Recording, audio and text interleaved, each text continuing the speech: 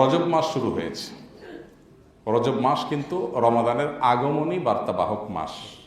রমাদান আসলেই, রজব আসলেই রমাদানের কাউন্টডাউন শুরু হয়ে যায়, ক্ষণগণনা শুরু হয়ে যায়, কারণ আর 2 মাস বা 60 দিন থাকে।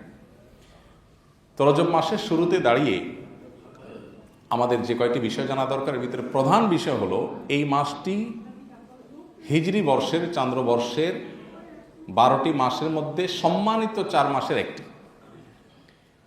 আল্লাহ সুবহানাহু ওয়া তাআলা কোরআনে কারীমে সূরা তাওবায় বলেছেন, ইন্না ইদ্দাতাশ শুহুরি ইনদাল্লাহি 12 শাহরান ফি কিতাবিল্লাহি ইয়াওমা খালাকাস সামাওয়াতি ওয়াল আরদ। নবমণ্ডল ভূমণ্ডলের সৃষ্টি যেদিন হয়েছে সেদিন থেকে আল্লাহ তাআলা বছরের 12টি মাসের এই গণনার সিস্টেম চালু করেছেন। এটা কোনো মানুষের সৃষ্টি না। হ্যাঁ, 12 মাসে সারা বছরকে বিভক্ত করা হয়েছে। এই মাসগুলোর নাম বা ক্ষণ গণনার শুরু এগুলো এক একাঞ্চল এক এক ঘটনাকে কেন্দ্র করে মানুষ শুরু করেছে, কিন্তু পুরো বছরকে 12টা মাসে বিভক্ত করা এটা নবমণ্ডল ভূমণ্ডল সৃষ্টির প্রথম দিন থেকেই আছে। আল্লাহ তাআলা সেই ইতিহাস কোরআনে উল্লেখ করে এরপরে বলেছেন এই 12 মাসের মধ্যে 4টি মাস আছে সম্মানিত। সেই 4টি মাস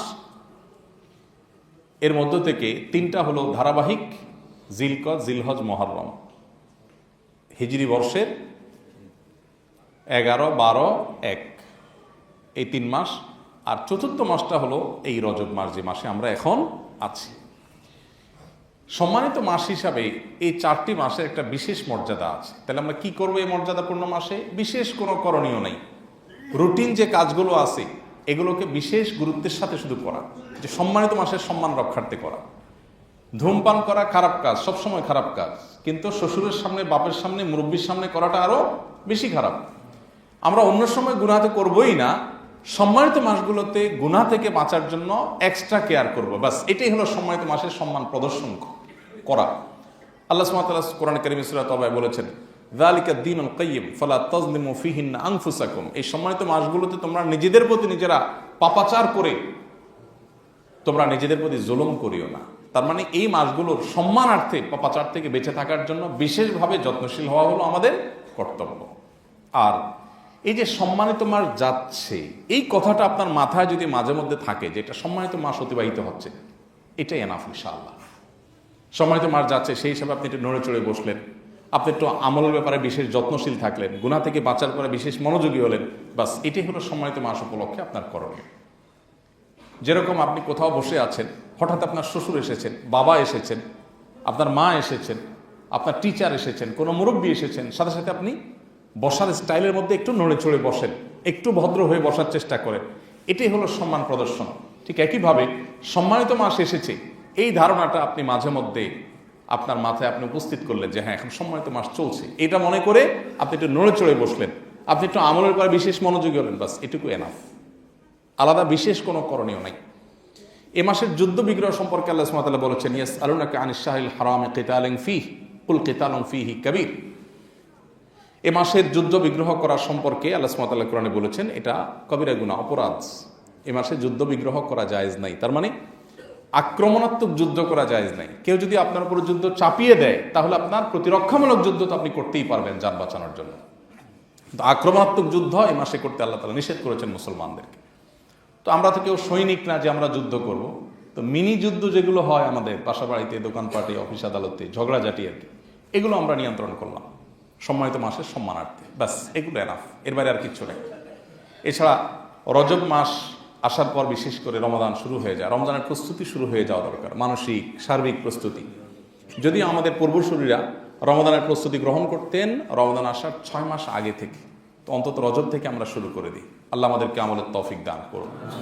তাহলে সম্মানিত মাস সম্পর্কিত যে কনসেপ্ট বা ধারণা, এটা আমাদের সমাজ থেকে কিন্তু বিলুপ্ত হয়ে গেছে। মানুষ জানেই না সম্মানিত মাস আবার কি।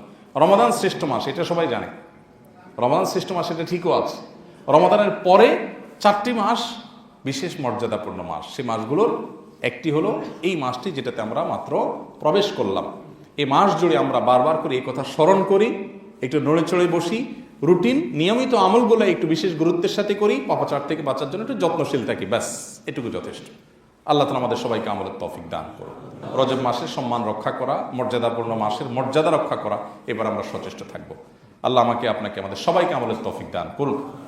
রজব মাস আসলে অবশ্য একটা বিষয় আমাদের মাথায় বা স্মৃতিপটে ভেসে আর উঠে, সেটা হলো আমরা বেশিরভাগ লোকই রজব মাস আসলে এই মাসকে জানি হলো মেরাজের মাস হিসেবে, তাই না?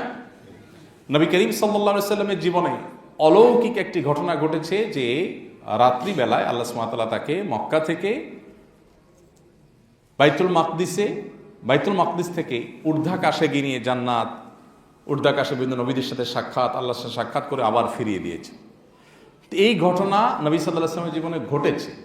এই ঘটনাটা রজব মাসের 27 তারিখে ঘটেছে বলে লোকমুখে অনেক বেশি প্রচলিত আছে, মর্মে একটি বর্ণনাও আছে, কিন্তু সেই বর্ণনাটা বিশুদ্ধতার সূত্রে, বিশুদ্ধতার মানদণ্ডে উত্তীর্ণ নয়, সেটা সহি বা বিশুদ্ধ বর্ণনা নয়।